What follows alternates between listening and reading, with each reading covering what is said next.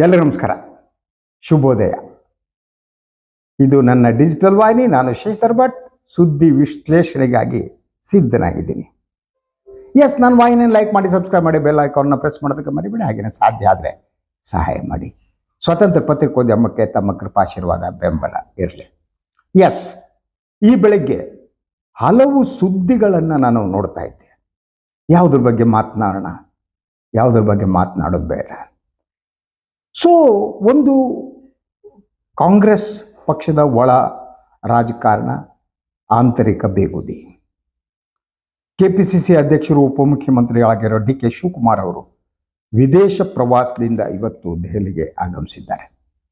ದೆಹಲಿ ಸುದ್ದಿಯಲ್ಲಿದೆ. ದೆಹಲಿ ಚುನಾವಣೆ ದೃಷ್ಟಿಯಿಂದ ಡಿ.ಕೆ.ಶಿ ಅವರು ಸಂಘಟನಾ ಚತುರರು ಆಗಿರೋದ್ರಿಂದ ದೆಹಲಿ ಚುನಾವಣೆಯಲ್ಲೂ ಅವರ ಪಾಲುದಾರಿಕೆ ಇರಬಹುದು. That is one thing. ಹಾಗೆ ನನಗೆ ಇನ್ನೊಂದು ಗಮನ ಸೆಳೆದದ್ದು, ಈ BJPಯವರಿಗೆ ಯಾಕೆ ಯಾರ್ದೋ ಕೆನ್ನೆ, ಯಾರ್ದೋ ತಲೆ, ಮಹಿಳೆಯರ ಮೇಲೆ ಒಂಥರ ಅಬ್ಸೆಷನ್ ಇವರಿಗೆ ಅಂತ. ವಿಚಿತ್ರವಾದ ಅಬ್ಸೆಷನ್ ಕೇಳ್ರಿ. ನಾನು ಅದಕ್ಕೆ ಕರ್ನಾಟಕದ BJP ಬಗ್ಗೆ ಮಾತನಾಡ್ತಾ ಹೇಳಿದೆ, ಇವ್ರಿಗೆ ಒಂಥರ ಸ್ತ್ರೀ ದೋಷ ಇದೆ. ಇದು ಹೌದು ಅಂತ ನನಗೆ ಅನಿಸ್ತಾ ಇದೆ. ಯಾಕೆಂದ್ರೆ ಏನಾದರೂ ಒಂದು ತರಲೆ ಮಾಡಿ ಏನಾದರೂ ಒಂದು ಮಾಡ್ತಾರೆ. ಅವರು BJP ಕ್ಯಾಂಡಿಡೇಟ್, ಅವನು ರಮೇಶ್ ಬಿದೂರಿನೋ ಏನೋ, ಅವರು ಪ್ರಿಯಾಂಕಾ ಗಾಂಧಿ ಕೆನ್ನೆ ಅಂತ ರಸ್ತೆ ಮಾಡ್ತಾರಂತೆ. ನಂತರ ಕ್ಷಮೆ ಕೇಳಿದ್ರು. ಪ್ರಿಯಾಂಕಾ ಗಾಂಧಿ ಕೆನ್ನೆನೇ ಯಾಕೆ ಆಗ್ಬೇಕಪ್ಪ? BJPಯವ್ರ ಕೆನ್ನೆ ಯಾಕೆ ಆಗಬಾರ್ದು? BJP ಎಷ್ಟು ಜನ ಇದ್ದಾರೆ, ಪ್ರಧಾನಿಯವ್ರ ಕೆನ್ನೆ ಅಂತ ಯಾಕೆ ಮಾಡಬಾರ್ದು? ಬಟ್ ಒಂದು ಪ್ರಧಾನಿಯವ್ರ ಮುಖದಲ್ಲಿ ಗಡ್ಡ ಇದೆ, ರಸ್ತೆನೂ ಹಂಗೆ ಮಾಡ್ಬೋದು, ಏನೋ ಗೊತ್ತಿಲ್ಲ. ಅಥವಾ ನಡ್ಡಾ ಅವ್ರ ಕೆನ್ನೆ ಮಾಡ್ಬೋದು ಅಲ್ವಾ? ಆಗ ಉಳಿದಂತೆ BJP ಹಿರಿಯ ನಾಯಕರುಗಳ ಕೆನ್ನೆಗೆ ಅಂತ ಮಾಡ್ಬೋದು. ಇಲ್ಲ, BJP ಮಿತ್ರ ಪಕ್ಷಗಳ ಕೆನ್ನೆ ಅಂತ ರೀತಿ ರಸ್ತೆ ಮಾಡ್ಬೋದು. ನಮ್ಮ ಕುಮಾರಣ್ಣ ಕೆನ್ನೆ ಅಂತ ರಸ್ತೆ ಮಾಡ್ಬೋದು, ವಿಜೇಂದ್ರ ಕೆನ್ನೆ ಅಂತ ರಸ್ತೆ ಮಾಡಬಹುದು, ಅಶೋಕ್ ಕೆನ್ನೆ ಅಂತ ರಸ್ತೆ ಮಾಡ್ಬೋದು ಅಲ್ವಾ? ಅದಕ್ಕೆ ಪ್ರಿಯಾಂಕಾ ಗಾಂಧಿ ಕೆನ್ನೆನ ಯಾಕೆ ಹೋಗ್ಬೇಕು ನಿಮಗೆ? ಎಂಥ ಹಾರಿಬಲ್ ಸಿಚುವೇಶನಿಗೆ ಬಂದ್ಬಿಟ್ಟಿದ್ದೀರಿ ಅಂದರೆ ನಿಮ್ಗೊಂಥರ ಈ ಮಹಿಳೆಯರ ಕಂಡ್ರೆ ನಿಮ್ಗೆ ಯಾವ ರೀತಿ ಅನ್ನೋದು ನನಗೆ ಗೊತ್ತಾಗ್ತಾ ಇಲ್ಲ. ಚಿತ್ರ ವಿಚಿತ್ರ ಜನ ಕಂಡ್ರಿ ನೀವು ಉದ್ಧಾರ ಆಗೋ ಲಕ್ಷಣಗಳು ಇಲ್ಲವೇ ಇಲ್ಲ. ಅದು ಆ ರಮೇಶ್ ಬಿದೂರಿ ಮಾತನಾಡಿದ ಫಂಕ್ಷನ್ ಏನಿದೆ, ಅದರ ನಂತರ ಮಾತನಾಡಿದು ಪ್ರಧಾನಿ ನರೇಂದ್ರ ಮೋದಿ ಅಲ್ವಾ?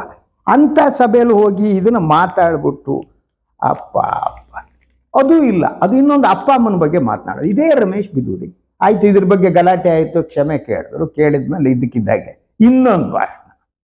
ಅದು ದೆಹಲಿ ಮುಖ್ಯಮಂತ್ರಿ ಅತೀಶಿ ಅವರಿಗೆ ಸಂಬಂಧಪಟ್ಟ ಹಾಗೆ. ಅತೀಶಿ ಅವರು ತಮ್ಮ ತಂದೆಯನ್ನೇ ಬದಲಿಸಿದ್ದಾರೆ. ಒಂದು ಡೈಲಾಗ್ ಕೊಡೋದು ಮಲಗಿಸಿದ್ರು.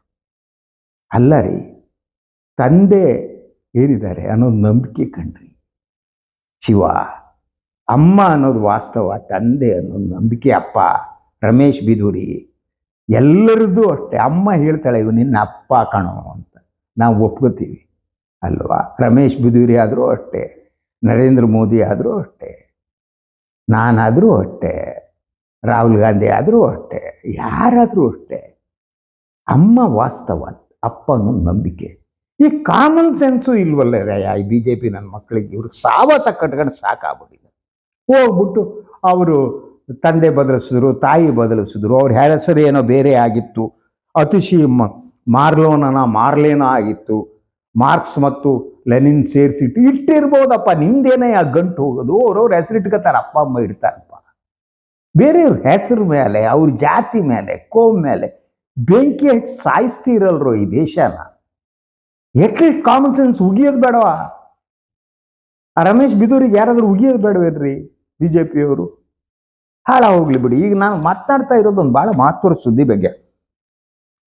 ಇವತ್ತು ಪತ್ರಿಕೆಯಲ್ಲಿ ಬಂದದ್ದು.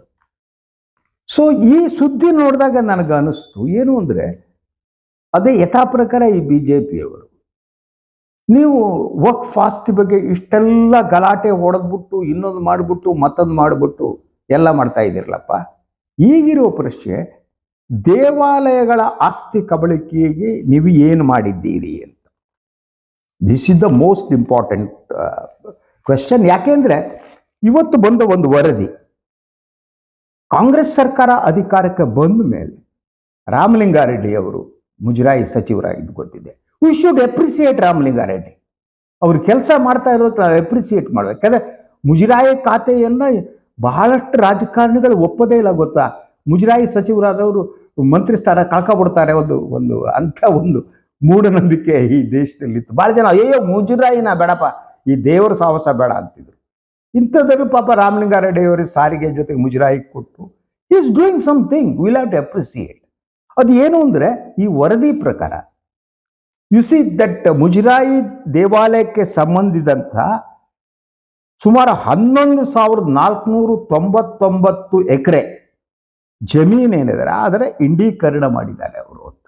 19 ತಿಂಗಳುಗಳ ಅವಧಿಯಲ್ಲಿ ಇಷ್ಟು 11,000ಕ್ಕೂ ಹೆಚ್ಚು ಎಕರೆ ಜಮೀನನ್ನ ದೇವಾಲಯದ ಹೆಸರಿಗೆ ಇಂಡೀಕರಣ ಮಾಡಲಾಗಿದೆ.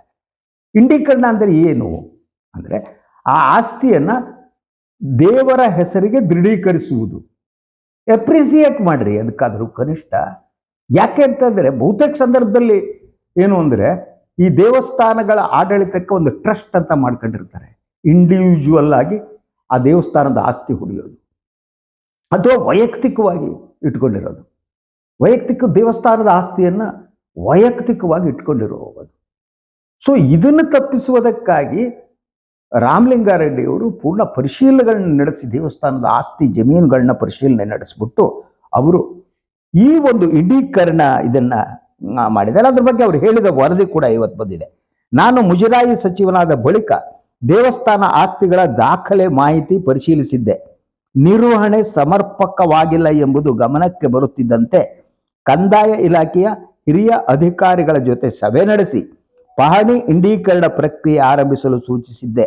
ಪರಿಣಾಮ 2 ವರ್ಷಗಳಲ್ಲಿ 11,499 ಎಕರೆ ವಿಸ್ತೀರ್ಣದ ಆಸ್ತಿಗಳನ್ನ ದಾಖಲೆಗಳನ್ನ ಸರಿಪಡಿಸಲಾಗಿದೆ.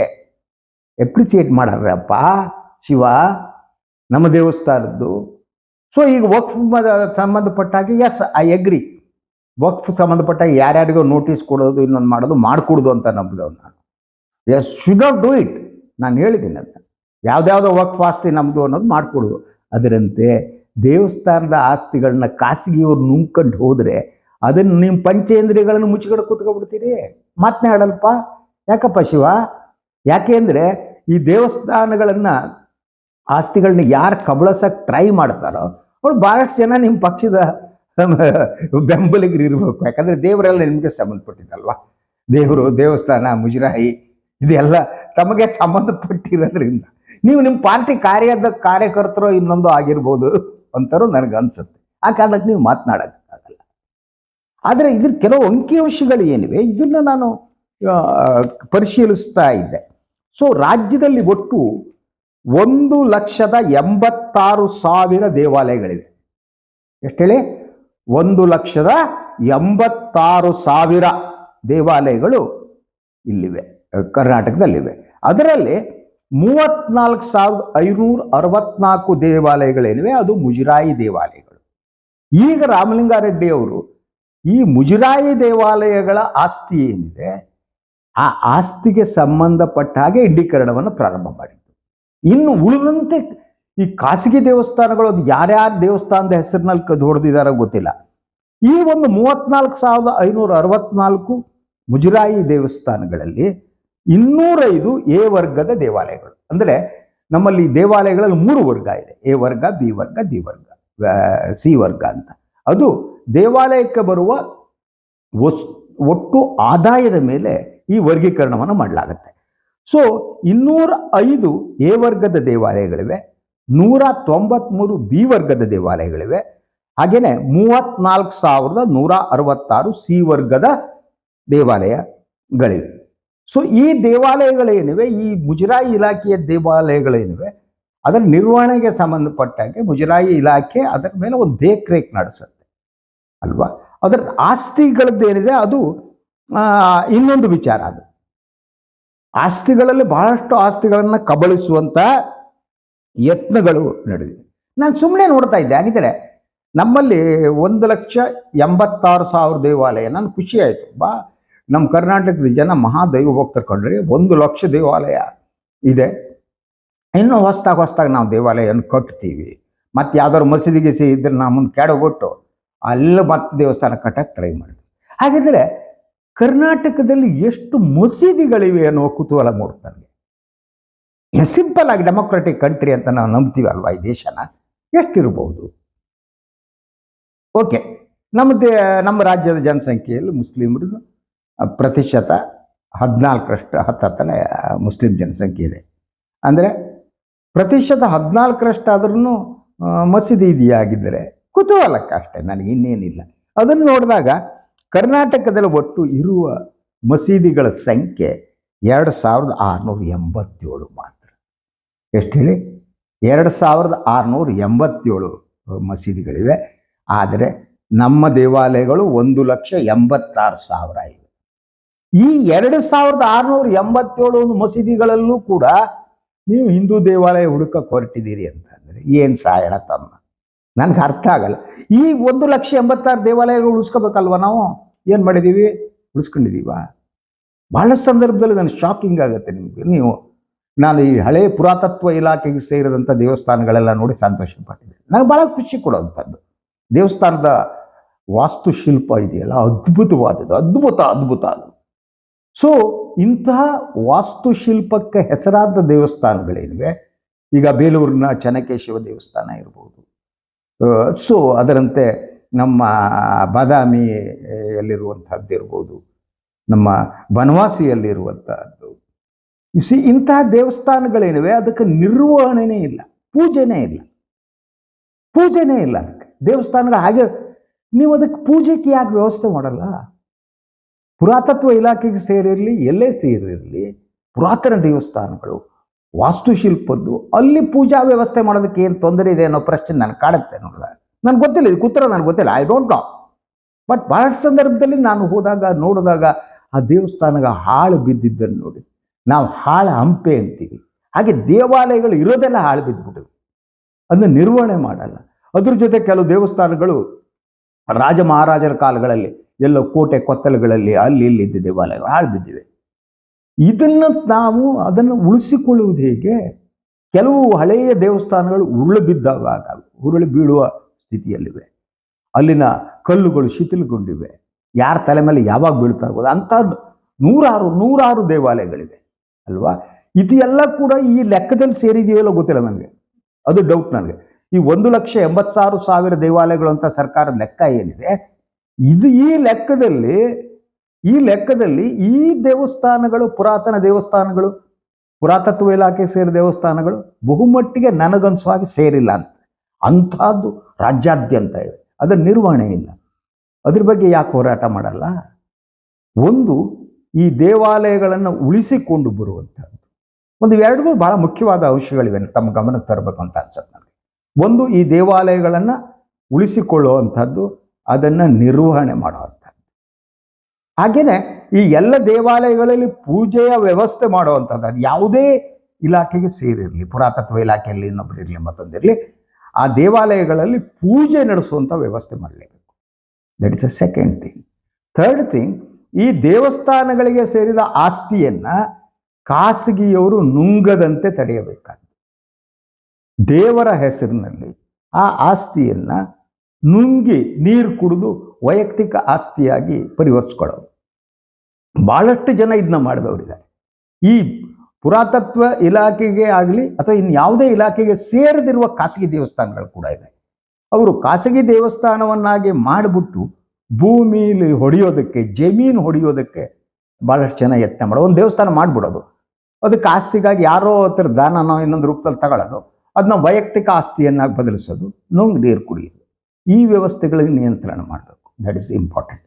ಅದರ ಜೊತೆಗೆ ಈಗಿರುವ ನಮಗೆ 1,86,000 ಒಟ್ಟು ಸರ್ಕಾರಿ ಅಂಕಿಅಂಶಗಳ ಪ್ರಕಾರ ನಮ್ಮ ದೇವಸ್ಥಾನ ಇದೆ, ಸಾಕು ನಮಗಿಷ್ಟು ಅಲ್ವಾ? ಇನ್ನಿರೋಂಥ 2,000 ಚಿಲ್ಲರೆ ಮಸೀದಿ ಮೇಲೆ 2,657 ಮಸೀದಿಗೆ ಅದ್ರ ಮೇಲೆ ಕಣ್ಣು ಹಾಕೋದು ನಿಲ್ಲಿಸ್ಬೇಕು. That will have to stop it. ಕಣ್ಕಂಡ ಮಸೀದಿಗಳು ನಮ್ದೇನೆ, ಅಲ್ಲೂ ದೇವರಿದ್ದಾರೆ, no, don't, should not do it. ದೇವರು ಎಲ್ಲ ಒಬ್ಬನೇ, ದೇವನೊಬ್ಬ ನಾಮ ಹಲವೋ, ಆಯ್ತಾ? ದೇವರು ನಮಗೆಲ್ಲ ಒಬ್ಬನೇನೆ. ಅದರಿಂದ ಬೇರೆ ಕಡೆ ಈ ಒಂದು ಮಸೀದಿ ಮೇಲೆ ಕಣ್ಣು ಹಾಕೋದು, ಇನ್ನೊಂದು ಮಾಡೋದು, ಅದನ್ನ ಉರುಳಿಸೋದು, ಅಲ್ಲಿ ಹೆಂಗಾಇದೆಯಾ ನೋಡೋದು, ಅಲ್ಲಿ ಇನ್ನೇನೋ ಇದೆ, ಇಂತಹ ಕೃತ್ಯಗಳನ್ನು ನಿಲ್ಲಿಸಬೇಕು. ಸೊ BJP ಈ ವಕ್ಫ್ ಬಗ್ಗೆ ಹೋರಾಟ ಮಾಡ್ತಾ ಇದೆ. ಅದು ಈ ಹಿಂದೂ ದೇವಾಲಯಗಳನ್ನು ಉಳಿಸುವ, ಅದರ ನಿರ್ವಹಣೆಗೆ ಇಂಥ ಹೋರಾಟ ಮಾಡಲಿ. ಖಾಸಗಿಯವರು ಹಿಂದೂ ದೇವಾಲಯಗಳ ಆಸ್ತಿಯನ್ನು ನುಂಗಿದ್ದನ್ನು ಅದನ್ನು ಅವ್ರನ್ನ ಕಕ್ಕಿಸ್ಬೇಕು, ನುಂಗಿದವ್ರಂತ. ಆ ಕೆಲಸ BJP ಮಾಡುತ್ತಾ? I am my own doubts. ಇದುವೇ ಇದಾಗಿತ್ತು ಇವತ್ತಿನ ಸುದ್ದಿ ವಿಶ್ಲೇಷಣೆ. ಇನ್ನೊಂದು ವಿಚಾರದೊಂದಿಗೆ ಬರ್ತೀನಿ. ಹಲವು ಡೆವಲಪ್ಮೆಂಟ್ಗಳು ಇವತ್ತಾಗೋ ಚಾನ್ಸಸ್ ಕಾಣ್ತಾ ಇದೆ ಕಾಂಗ್ರೆಸ್ನಲ್ಲಿ, ಅಲ್ಲಿ ಇಲ್ಲಿ. ಹಾಗೆಯೇ BJP ಒಳಗಡೆ. ಸೊ BJP ಬಗ್ಗೆನೂ ನಾನು ಮಾತನಾಡಬೇಕಾಗಿತ್ತು, ಕಾಂಗ್ರೆಸ್ ಬಗ್ಗೆ ಮಾತನಾಡಬೇಕಾಗಿತ್ತು.